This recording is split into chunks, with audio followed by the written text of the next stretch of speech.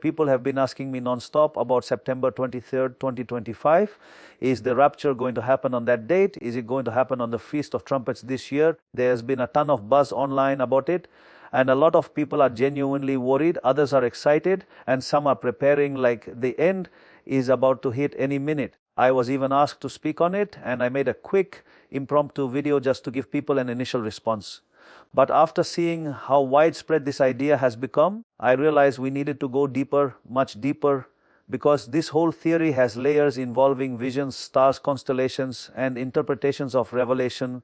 And since so many people are talking about it, it's important to approach it honestly, calmly, and with both faith and common sense.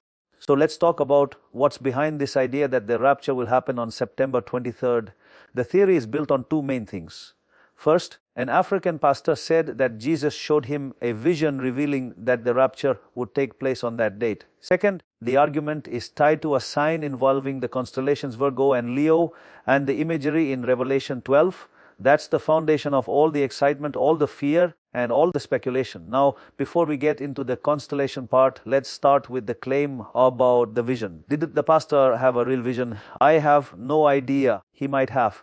Anyone can claim they had a vision. And even if someone did have one, a vision doesn't automatically mean the interpretation is correct or that it came from God. People throughout history have had visions that meant something, visions that meant nothing, and visions that were misunderstood. So while the pastor might be sincere, that alone isn't enough to base a global prediction on. The second piece of the theory is the big one, the constellation argument. It comes from Revelation 12, which describes a woman clothed with the sun, the moon under her feet, and a crown of 12 stars. She gives birth to a child while a dragon waits to devour the child.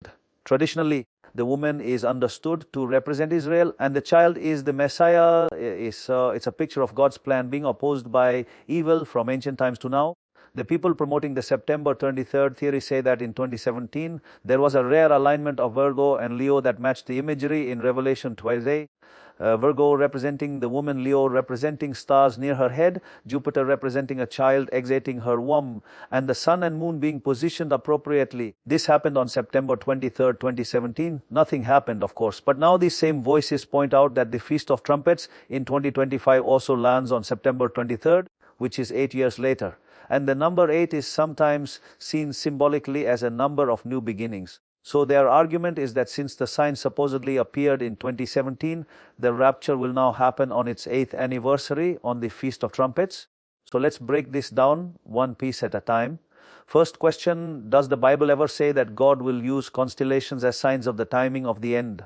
Not really. God created the stars, and the Bible does mention them descriptively, like Orion in the book of Job, but that's not the same as God instructing people to read constellations for prophetic dates. That crosses into astrology, which Scripture clearly warns against, and that leads to the next issue. Why would God give a crucial prophetic sign that only astronomers, astrologers, or people with special software could even notice?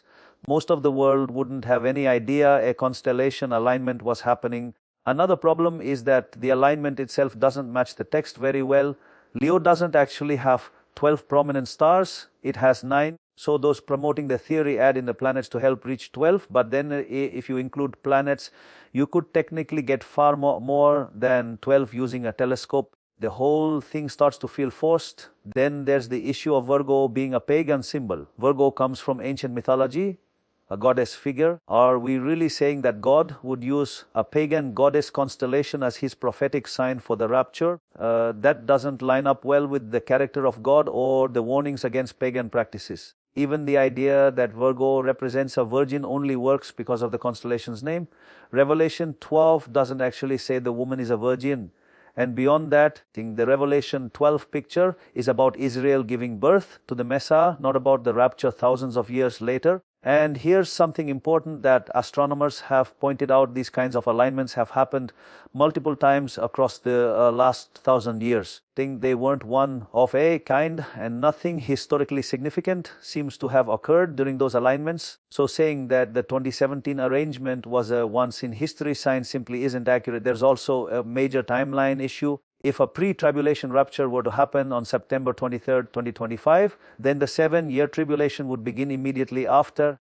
That means the abomination of desolation, where the Antichrist desecrates the temple, would have to happen around 3.5 years later, which requires that a temple exist, but no temple has even begun construction yet, and building one would be an enormous political and logistical process. On top of that, certain global conditions described in prophecy, like a unified world government or a widespread system of control, aren't fully in place. We may see signs of where things could go, but the full setup isn't there.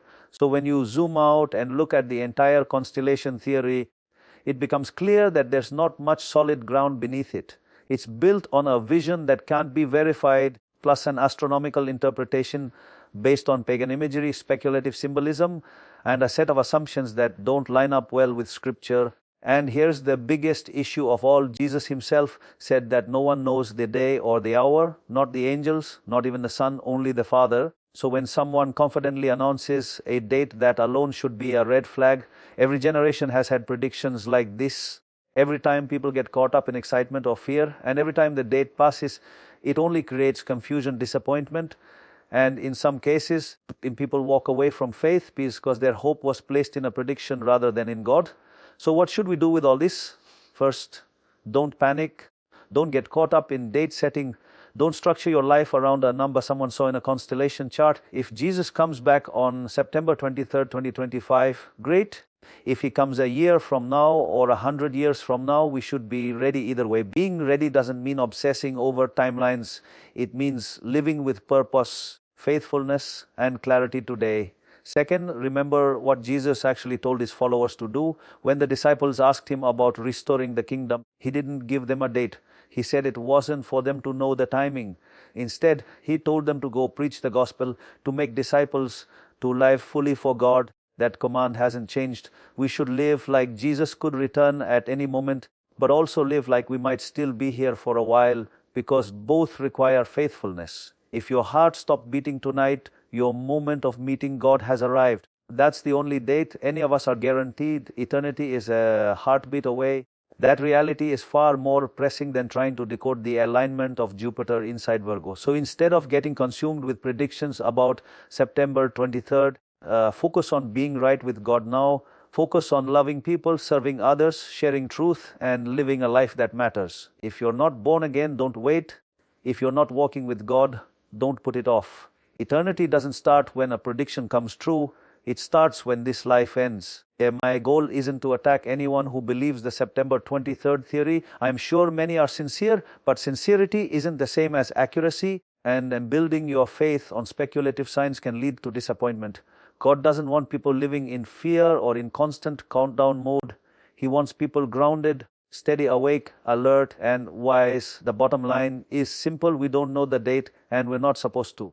What we do know is that God calls us to live with readiness, hope, and purpose today. So stay grounded, stay balanced, stay watchful, but don't get swept away by every new prediction that circulates online. Live faithfully, stay close to God, and let Him handle the timing.